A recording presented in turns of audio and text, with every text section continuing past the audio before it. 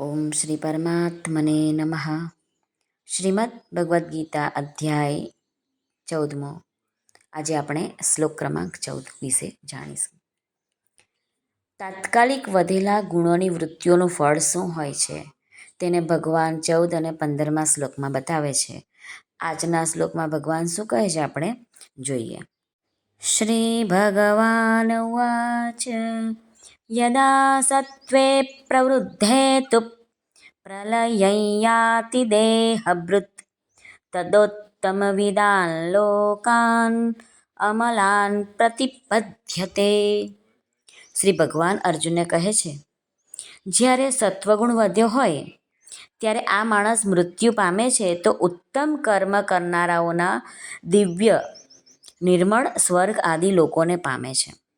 સ્વામી રામસુખદાસજી કહે છે કે જે કાળમાં જે કોઈ પણ દેહધારી મનુષ્યમાં, ચાહે તે સત્વગુણી, રજોગુણી અથવા તમોગુણી પણ કેમ ન હોય, પણ જે કોઈ કારણે સત્વગુણ તાત્કાલિક વધી જાય છે, એટલે કે સત્વગુણના કાર્ય સ્વચ્છતા, નિર્મળતા વગેરે વૃત્તિઓ તાત્કાલિક વધી જાય છે, તે સમયે જો તે મનુષ્યના પ્રાણ છૂટી જાય છે તો તે ઉત્તમ એટલે કે શુભ કર્મો કરવાવાળાઓના નિર્મળ લોકમાં જન્મે છે. જે મનુષ્યનું શરીર સત્વગુણની વૃદ્ધિ થઈ હોય એ સમયે છૂટ્યું હોય, તે જે મનુષ્ય ઉત્તમ કર્મો જ કરે છે, અશુભ કર્મો કદી કરતા જ નથી, એમના ભાવ ઉત્તમ છે, એમના કર્મો ઉત્તમ છે અને જ્ઞાન પણ ઉત્તમ છે, એવા પુણ્યશાળી લોકોનો જે લોક પર અધિકાર છે તેવા નિર્મળ લોકમાં ચાલ્યો જાય છે. એટલે કે ઉંમરભર શુભ કર્મો કરવાવાળાઓને જે ઊંચા લોકોની પ્રાપ્તિ થાય છે, એ જ લોકમાં મૃત્યુ સમયે વધી ગયેલા સત્વગુણની વૃત્તિવાળો જે મનુષ્ય હોય છે એને એ પ્રાપ્તિ થાય છે. સત્વગુણની વૃદ્ધિમાં શરીર છોડવાવાળા મનુષ્યો પુણ્યાત્માઓ દ્વારા પ્રાપ્ત કરવા યોગ્ય ઊંચા લોકમાં જાય છે. આનાથી એ સિદ્ધ થાય છે કે ગુણોની ઉત્પન્ન થવાવાળી વૃત્તિઓ કર્મોની અપેક્ષાએ કમજોર નથી. આથી સાત્વિક વૃત્તિ પણ પુણ્યકર્મો જેવી જ શ્રેષ્ઠ છે.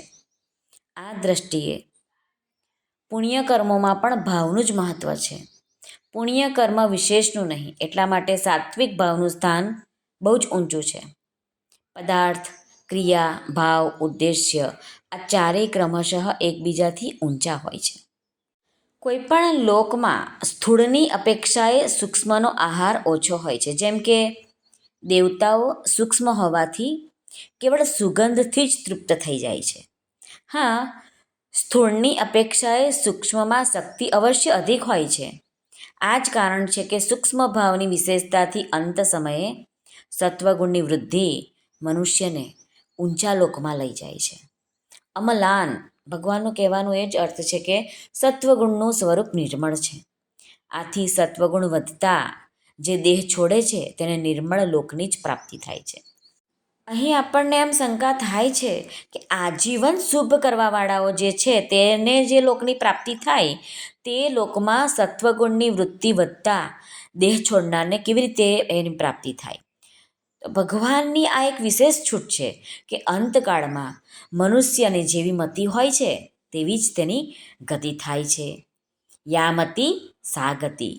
આથી સત્વગુણની વૃત્તિ વધતા શરીર છોડવાવાળો મનુષ્ય ઉત્તમ લોકમાં જાય છે, એમાં શંકા નથી. ભાગવત કથામાં એક કથા આવે છે, અજામિલ અને નારાયણ એનો દીકરો હોય છે એની.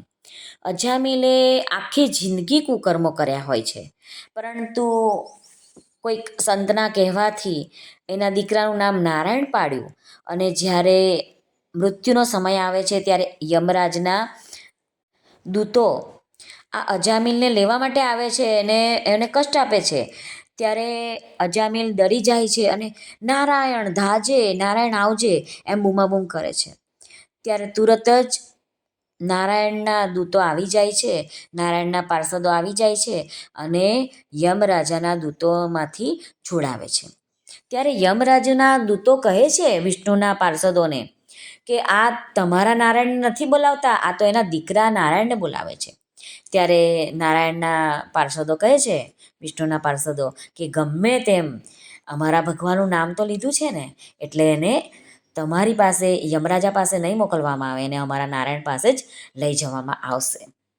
આમ ગમે તેટલું આખી જિંદગી ખોટું કામ કર્યું હોય, પરંતુ જો મૃત્યુ સમયે ભાવથી કુભાવથી પણ ભગવાનનું નામ લેવાઈ ગયું તો એની ગતિ સારી થશે, એ ઉત્તમ લોકમાં જશે, અંતે ગુણાતીત થઈને ભગવાનના પરમધામમાં જશે.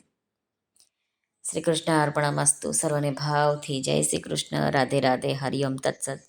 જય ગુરુદેવ દત્ત. જય સ્વામિનારાયણ. જય માતાજી. નમઃ પાર્વતે પતે. હર હર મહાદેવ. હર સિદ્ધેશ્વર મહાદેવની જય. આજના આનંદની જય. સર્વનું કલ્યાણ થાઓ, સર્વનું કલ્યાણ થાઓ, સર્વનું કલ્યાણ થાઓ.